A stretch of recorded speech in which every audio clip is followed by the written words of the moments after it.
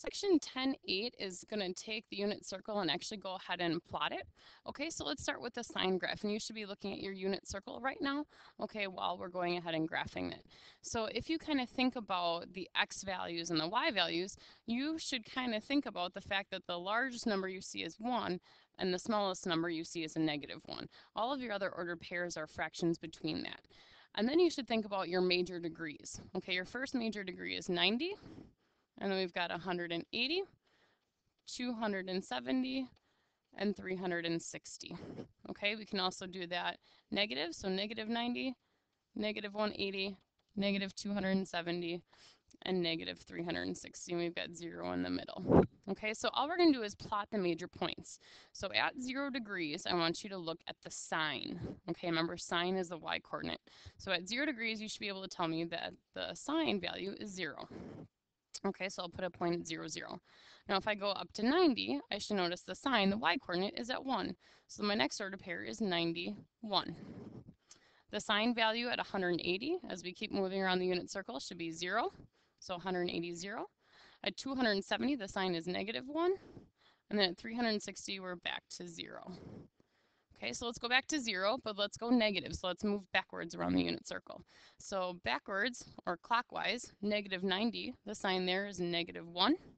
-180 gives me a sine value of 0. -270 gives me a sine value of 1. And -360 gives me a sine value of 0. Okay, so this is a curve. Okay, so do not draw straight lines. The curve should look something like that. Okay, it's a sine curve. Okay, right now it's graphed between -360 and 360. Okay, but this is going to continue going on. Okay, so it's called periodic. Okay, because no matter what happens as you go around the unit circle, those values just keep repeating themselves. So it's going to continue in that cyclical fashion. Okay, so now let's go ahead and try the cosine function. Okay, so obviously we're still up at 1. I lost my yellow. Okay, I'll do it in blue. From 1 to -1, okay, and 0 in the middle. Our major degrees are still 90, 180, 270, and 360. Okay, we'll also go -90, -180, -270, and -360. Okay, so now again, we're going to go around our unit circle. We'll start at 0, okay, and this time, okay, so now we're going to start at 0 and say, okay, the cosine now, which is the x-coordinate, okay, x-coordinate at 0 is 1. So this time I'm going to start up at 1. As I move over to 90, the cosine there is 0. As I keep going around the unit circle at 180, it's -1. At 270, it's 0. At 360, we're back to 1. Okay, so get yourself back to 0. Now we'll go backwards. -90, the cosine is 0. -180 is -1. -270 is 0. And -360 is back up at 1. So my cosine, again, is a wave. Okay, another curve, not straight lines, okay, that looks a little bit more like a W perhaps, okay, and again, this would keep continuing on, okay, if we kept it going, okay, because it just keeps repeating itself as it goes around the unit circle. Okay, so let's go ahead and talk about some of those properties. Okay, properties, first one is the domain. So as we go left to right here, okay, we should notice that we see it everywhere. So our domain is going to be all reals.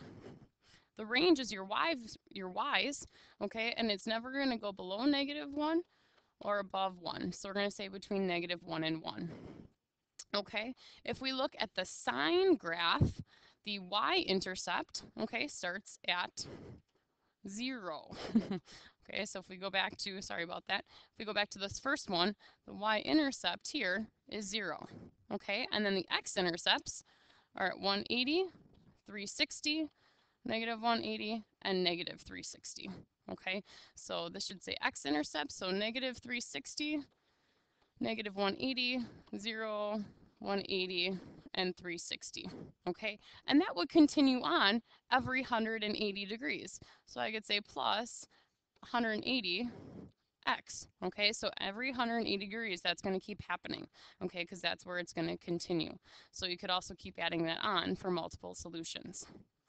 Now, if we look at the cosine, okay, the cosine Here's my y-intercept. This time is up at -1. I don't know what happened here. That should be the y-intercept is at 1. Now my x-intercept, and I'm going the wrong way, is at 90, 270, -90, and -270. Okay, so -270, -90, 90, and 270. Again, that repeats itself every 180 degrees.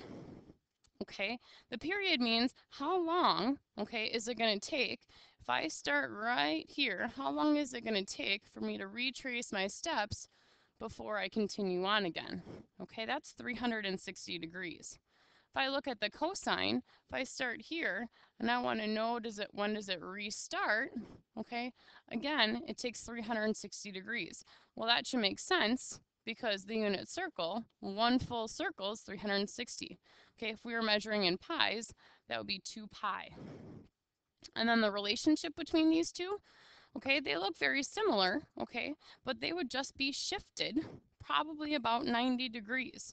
So if you took this sine wave, okay, and we'll see how this works. If I shifted it 90 degrees, now it looks exactly like the cosine wave, okay? So we'll say the sine is shifted 90 degrees.